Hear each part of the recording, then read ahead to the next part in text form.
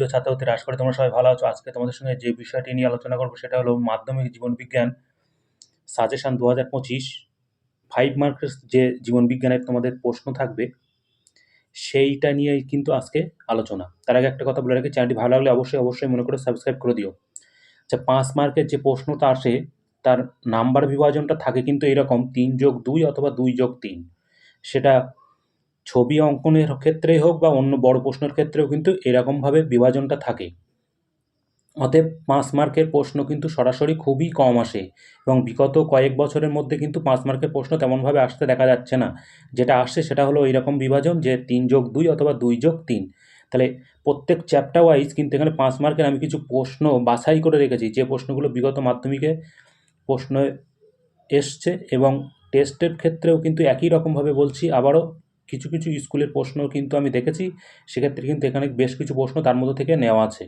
অতএব প্রশ্নগুলো প্রত্যেকটা ইম্পর্টেন্ট, অবশ্যই ভালো করে পড়ে রাখলে আশা করি তোমাদের যে 6টি বড় প্রশ্ন 5 নম্বরে লিখতে হবে সেখানে কিন্তু একটা অঙ্কন, বাকিগুলো প্রশ্ন, তাহলে মোট অথবা দিয়ে 12টি প্রশ্ন কিন্তু তোমাদের ওখানে দেওয়া থাকবে।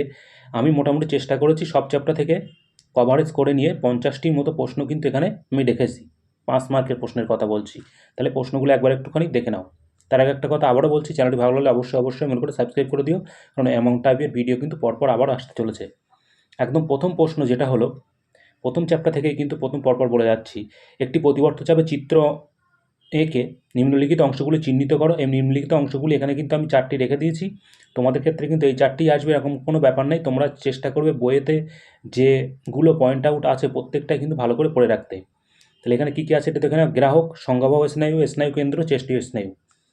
নেক্সট সেটা হলো মানুষের চোখের অক্ষিগোলকের লম্বচ্ছেদের একটি পরিচ্ছন্ন চিত্র অঙ্কন করে নিম্নলিখিত অংশগুলি চিহ্নিত করো। কোরআয়ের অপটিক স্নায়ু, আইরিশ, পিত্তবিন্দু। এখানে কিন্তু 4টি আমি করে রেখেছি, কিন্তু তোমরা আরও বেশি করে কিন্তু পড়ে রাখবে। নেক্সট প্রশ্ন, শুক্রাশয় ডিম্বাশয় থেকে খরিত হরমোনগুলির নাম ও কাজ বর্ণনা করো।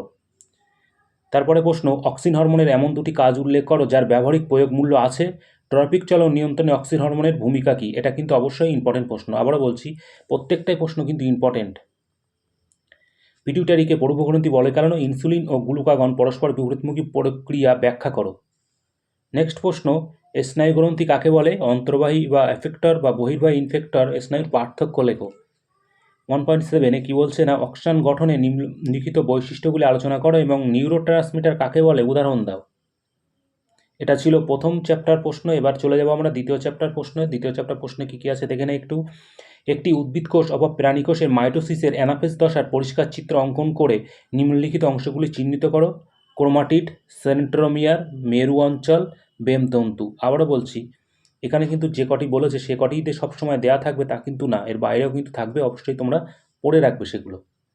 অথবাতে কী কী দেওয়া আছে একটু দেখে নাও। একটি প্রাণী কোষে অথবা উদ্ভিদ কোষের মাইটোসিস কোষ বিভাজনে মেটাফেজ দশার পরিচ্ছন্ন চিত্র অঙ্কন করে নিম্নলিখিত অংশগুলি চিহ্নিত করো। ক্রোমাটিড, সেন্ট্রোমিয়ার, মেরু অঞ্চল, বেমতন্তু। নেক্সট প্রশ্ন, মানব বিকাশের বিভিন্ন দশায় যে প্রধান পরিবর্তন হয় তার তালিকাবদ্ধ করো। তারপরে প্রশ্ন 2.3তে মাইক্রো প্রপোগেশন কীভাবে সম্পন্ন করা হয়। সপুষ্পক উদ্ভিদের যৌন জননের নিম্নলিখিত 3টি পর্যায়গুলি বিবৃতি করো। জননকোষ বা গ্যামেট উৎপাদন, নিষেক, ভ্রূণ সৃষ্টি বা নতুন উদ্ভিদ গঠন। নেক্সট প্রশ্ন, একটি কোষচক্রের ইন্টারফেস দশার বিভিন্ন কী ধরনের রাসায়নিক উপাদান সংশ্লিষ্ট হয়। একটি কোষচক্রের বিভিন্ন বিন্দুতে স্বাভাবিক নিয়ন্ত্রণ নষ্ট হলে কী ঘটতে পারে। কোন জীবের জন্য প্রজনন গুরুত্বপূর্ণ এবং কেন। মিওসিস বৈশিষ্ট্যগতভাবে মাইটোসিসের থেকে পৃথক, তুমি কিভাবে বক্তব্যটিকে যথার্থভাবে প্রমাণ করবে। প্রত্যেকটাই প্রশ্ন কিন্তু এখানে ইম্পর্টেন্ট। উপযুক্ত উদাহরণসহ অযৌন জননের 5টি পদ্ধতি বর্ণনা করো।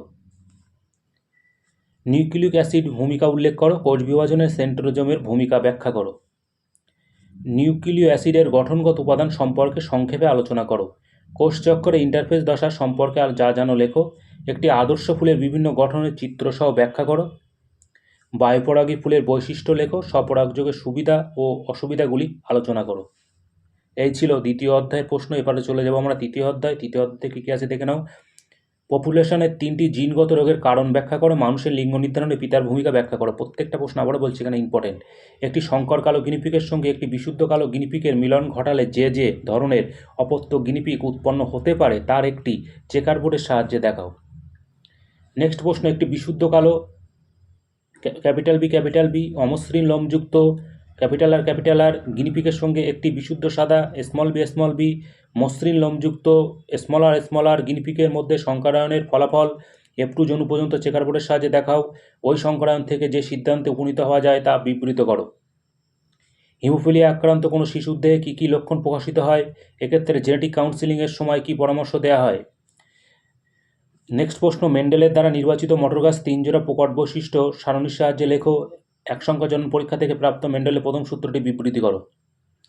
একজন বর্ণাঢ্য মহিলা একজন স্বাভাবিক পুরুষকে বিবাহ করলে প্রথম অপত্য বংশে তাদের সন্তানের বর্ণাঢ্যতার সম্ভাবনা বিচার করো। ব্যাকক্রস ও টেস্ট ক্রস কী? হিমোফিলিয়া জিনের অবস্থান কোথায়? যদি হিমোফিলিয়া আক্রান্ত মহিলা ও স্বাভাবিক পুরুষের বিবাহ হয় তাহলে তাদের সন্তানরা কীরূপ হবে চেকারবোর্ডের সাহায্যে ব্যাখ্যা করো। নেক্সট প্রশ্ন ইম্পর্টেন্ট, আবারও বলছি প্রত্যেকটা এখানে ইম্পর্টেন্ট। জেনেটিক কাউন্সিলিং কী, এর গুরুত্ব আলোচনা করো। বর্ণাঢ্যতা রোগের কারণ ও লক্ষণ, এই রোগ কত প্রকার ও কী কী। চলে যাব আমরা 4 নম্বর অধ্যায়ে। 4 নম্বর অধ্যায়ের প্রশ্নগুলো একটু দেখে নাও। প্রথম প্রশ্ন, জীবনের রাসায়নিক উৎপত্তি সংক্ষিপ্ত রূপরেখা মিলার ও উডের পরীক্ষার সাহায্যে বর্ণনা করো। যে দুটি অন্তর্গঠন বৈশিষ্ট্যর ভিত্তিতে তিমির ফিলিভার আর পাখির ডানাকে সমসংস্থাঙ্গ বলা হয়ে থাকে তা বিবেচনা করে উল্লেখ করো। একটি মৌচাকে কোন শ্রমিক মৌমাছি অন্য শ্রমিক মৌমাছিদের কীভাবে খাদ্য উৎসের সন্ধান ও অবস্থান জানায়? মেরুদণ্ডী প্রাণীর মধ্যে কীভাবে সমসমস্ত অঙ্গ সৃষ্টি হয়েছে তার উদাহরণ দাও। মানুষের একাধিক নিষ্ক্রিয় অঙ্গের উপস্থিতি কী তাৎপর্য বহন করে তা ব্যাখ্যা করো। কোয়াসারবেট ও হট ডালয়েড স্যুপ কী? যোগ্যতমের উদ্বর্তনে 3টি উদাহরণ দাও। দুটি জীবের মধ্যে ভিন্নতা হলো প্রকরণের 3টি উদাহরণ দাও। একই খাদ্যের জন্য আন্তঃপ্রজাতি সংগ্রামের 2টি ঘটনা ব্যাখ্যা করো। ল্যামার্কের অভিব্যক্তি সংক্রান্ত তত্ত্বের প্রতিপাদ্য প্রধান 2টি বিষয় বর্ণনা করো। হৃৎপিণ্ডের তুলনামূলক অঙ্গসংস্থান কীভাবে অভিব্যক্তির মতবাদের সপক্ষে প্রমাণ হিসেবে কাজ করে তা ব্যাখ্যা করো। নেক্সট প্রশ্ন, আচরণ নিয়ন্ত্রণকারী পরিবেশের ইঙ্গিতপূর্ণ হলো বর্ণ, গন্ধ, শব্দ, দৃষ্টি নির্ভরতা কোনো সংকেত এর সাপেক্ষে উপযুক্ত উদাহরণ দাও। তুলনামূলক ভ্রূণতত্ত্বের 3টি উদাহরণ দাও। নেক্সট প্রশ্ন, অভিব্যক্তির বা বিবর্তনের মুখ্য ঘটনাবলী একটি পর্যায় চিত্রের মাধ্যমে দেখাও। তারপরে প্রশ্ন, উটের অতিরিক্ত জল ক্ষয় সহন ক্ষমতার এদের লোহিত রক্তকণিকার বিশেষ চরিত্র কীভাবে সম্পর্কযুক্ত। খাদ্য সংগ্রহ ও রোগ প্রতিরোধের ক্ষেত্রে শিম্পাঞ্জিরা যেভাবে বুদ্ধিমত্তার সঙ্গে সমস্যা সমাধান করে তার উদাহরণ দাও। নেক্সট প্রশ্ন, ঘোড়ার জীবাশ্ম অভিব্যক্তিবাদ প্রমাণে কীভাবে সাহায্য করেছে তা তুমি ব্যাখ্যা করো। তারপরে প্রশ্ন, ল্যামার্কের অভিব্যক্তি সংক্রান্ত তত্ত্বের প্রতিপাদ্য প্রধান 2টি বিষয় বর্ণনা করো। মৌমাছিরা কীভাবে নিজেদের মধ্যে বার্তা আদান প্রদান করে। নেক্সট প্রশ্ন, প্রাণের উৎপত্তির পরে জৈব অভিব্যক্তির মুখ্য ঘটনাবলী তীরচিহ্নের সাহায্যে ক্রম অনুসারে দেখাও। এই ছিল 4 নম্বর অধ্যায়। এরপরে চলে যাব আমরা 5 নম্বর অধ্যায়। 5 নম্বর অধ্যায় কী কী প্রশ্ন আছে দেখে নাও। রেড পান্ডা সংরক্ষণের 2টি উপায় উল্লেখ করো। জীববৈচিত্র্য সংরক্ষণে চিড়িয়াখানা, বোটানিক্যাল গার্ডেন ও কোরাই সংরক্ষণের ভূমিকা কী? অতি ব্যবহারে কীভাবে জৈব বৈচিত্র্যকে প্রভাবিত করছে তার উদাহরণ দাও। পার্থেনিয়াম তেলাপিয়া ভারতবর্ষের বাস্তুতন্ত্রে প্রবেশ করে স্থানীয় প্রজাতির কীভাবে ক্ষতিগ্রস্ত করছে তা মূল্যায়ন করো। নেক্সট প্রশ্ন, ভারতের বিভিন্ন হটস্পটে কী কী এন্ডেমিক প্রজাতির জীব দেখা যায় তার তালিকা তৈরি করে রেড পান্ডার সংখ্যা হ্রাসের পাওয়ার কারণগুলি নির্ধারণ করো। নেক্সট প্রশ্ন, ক্যান্সার রোগের কারণগুলি কী কী? জৈব বৈচিত্র্য সংরক্ষণে জয়েন্ট ফরেস্ট ম্যানেজমেন্টের ভূমিকা কী কী? পূর্ব হিমালয় হটস্পটে সংরক্ষিত এন্ডেমিক 3টি জীবের নাম লেখো। আগামী দিনে কোরাই সংরক্ষণ কীভাবে কোনো প্রজাতির অস্তিত্ব রক্ষায় সহায়ক হয় তা হয়ে উঠতে পারে তা তোমরা মতামত জানাও। নেক্সট প্রশ্ন, বাঘের সংখ্যা বাড়াতে গেলে যে ইনস্টিটিউট সংরক্ষণ ব্যবস্থাকে সহায়তা হতে হয় তার তালিকা তৈরি করো। বাসস্থান সংকোচনে কীভাবে জৈববৈচিত্র্য অস্তিত্বকে বিপন্ন করে তার উদাহরণের সাহায্যে ব্যাখ্যা করো। বিশ্ব উষ্ণায়ন ও জলবায়ু পরিবর্তন কীভাবে বিভিন্ন মহাদেশের জীববৈচিত্র্যের উপর প্রভাব ফেলেছে তা মূল্যায়ন করো। দূষণ কীভাবে মানব স্বাস্থ্যের উপর প্রভাব ফেলেছে তার অভিজ্ঞতা ভিত্তিতে নির্ধারণ করো। নেক্সট প্রশ্ন, ক্রমবর্ধমান জনসংখ্যার ফলে আগামী দিনে যে সকল সংকটে আমাদের মুখোমুখি হতে হয় তার ফলাফল বিশ্লেষণ করো। যেমন খনিজ সম্পদের সংকট, শক্তির সংকট, স্থানীয় জলের সংকট, অরণ্য সম্পদের সংকট এবং খাদ্য সংকট। এই পয়েন্টের উপর কিন্তু লেখাটা লিখতে হবে। নেক্সট প্রশ্ন, 2টি অঞ্চলের মধ্যে একটি জীববৈচিত্র্য হটস্পট বলে ঘোষণা করতে চাইলে তুমি কী কী শর্ত বিবেচনা করবে। এক্সিটু সংরক্ষণের 2টি উদাহরণ দাও। মানুষের লাগাম ছাড়া অনেক কাজই পরিবেশ দূষিত করে, এর সপক্ষে 3টি উদাহরণ দিয়ে উক্তিটি সমর্থন করো। পশ্চিমবঙ্গে অবস্থিত একটি ন্যাশনাল পার্ক ও একটি বায়োস্ফিয়ার রিজার্ভের উদাহরণ দাও। গঙ্গা নদীর দূষণের ফলে প্রাণী জগতের বিপন্নতা 2টির উদাহরণ দাও। নাইট্রোজেন চক্র ব্যাহত হওয়ার ফলে যেসব ঘটনা ঘটছে তার যে কোনো প্রধান 3টি কারণ ব্যাখ্যা করো।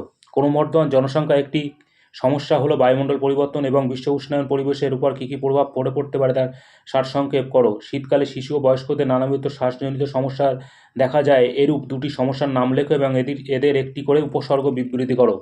নিম্নলিখিত দূষকগুলি পরিবেশ ও মানব স্বাস্থ্যের কী কী প্রভাব ফেলে তা মূল্যায়ন করো। কী কী আছে একটু দেখে নাও। অবঙ্গুর কীটনাশক, পরাগরেণু, ফসফেট ও নাইট্রেট সমিত রাসায়নিক সার, স্বাস্থ্যকেন্দ্রে জীবাণু সমৃদ্ধ আবর্জনা ও ক্লোরোফ্লুরোকার্বন। নেক্সট প্রশ্ন, নিম্নলিখিত ঘটনাগুলি প্রত্যেকটি সম্ভাব্য কারণ কী কী হতে পারে তা অনুমান করো। নিদ্রাহীনতা, রক্তচাপ বৃদ্ধি, আংশিক ও সম্পূর্ণ বধিরতা, জলে দ্রবীভূত অক্সিজেনের মাত্রা হ্রাস ও মরা মাছ ভেসে ওঠা, কুমিরের সংখ্যা হ্রাস, ফুসফুসের বায়ু চলাচল পথে প্রদাহ, পরাগ মিলনের সাহায্যকারী পতঙ্গের সংখ্যা হ্রাস। এই ছিল প্রশ্ন, বড় প্রশ্ন বলতে। আবারও বলছি, এখানে কিন্তু 5 নম্বরের প্রশ্ন করে দেওয়া আছে 3+2 অথবা 2+3। এখান থেকে সবসময় যে 5 নম্বরের প্রশ্ন আসবে এরকমটা না, এর থেকে কিন্তু 2 নম্বরের প্রশ্ন তোমাদের থাকতে পারে।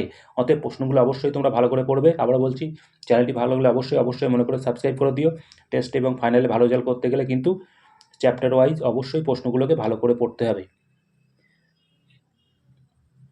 ধন্যবাদ, ভালো থেকো।